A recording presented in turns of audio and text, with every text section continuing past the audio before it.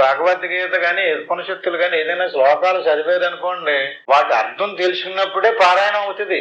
భగవద్గీత శ్లోకం వాచ్యార్థం అంటే వ్యవహారం, దానికి సంబంధించినటువంటి అర్థం తెలుసుకోవటం అది పూర్తిగా లక్ష్యార్థం కాదు, మళ్ళీ వాచ్యార్థం వ్యవహారికం అంటారు దాన్ని. ఆ అర్థానికి సంబంధించినటువంటి ఆచరణ పాటించడం ఆధ్యాత్మికం. నేను ఆధ్యాత్మికంలో ఉన్నానండి అని చెప్పి బొట్లు పెట్టుకుని వేషాలు వేసుకున్నంత మాత్రం చేత ఆధ్యాత్మికం అవ్వదండి. ఒక శ్లోకం యొక్క అర్థాన్ని తెలుసుకుని అర్థానికి అనుగుణంగా ఎవడైతే మసులుతాడో అది లక్ష్యార్థంలోకి వచ్చాడు. అంతేగాని చదవడం అన్నది భాష్యార్థమేది మంచిదే, చదవండి. దానివల్ల కూడా మనసు తృప్తి అవుతుంది, భగవంతుడి మీద ప్రీతి ఏర్పడుతుంది, భక్తి ఏర్పడుతుంది. కర్మకాండలోకి వస్తుంది అంతే. కర్మకాండే అది అర్థం తెలుసుకుంటే ఉపాసనా కాండలోకి వస్తుంది. కానీ జ్ఞానంలోకి ఆచరించాలి. అందుకు చేత అప్పుడే నీకు ప్రశాంతం అవుతుంది. ఈ అలజడంతా అణిగిపోద్ది. ఒక్కసారే తుఫానంతా బీభత్సం చేసేసి ఆగిపోయినప్పుడు ఎలా ఉంటుందో అట్టి మాదిరిగా మన మనసు నిశ్చలమైందనుకోండి, ప్రశాంతమైపోద్ది.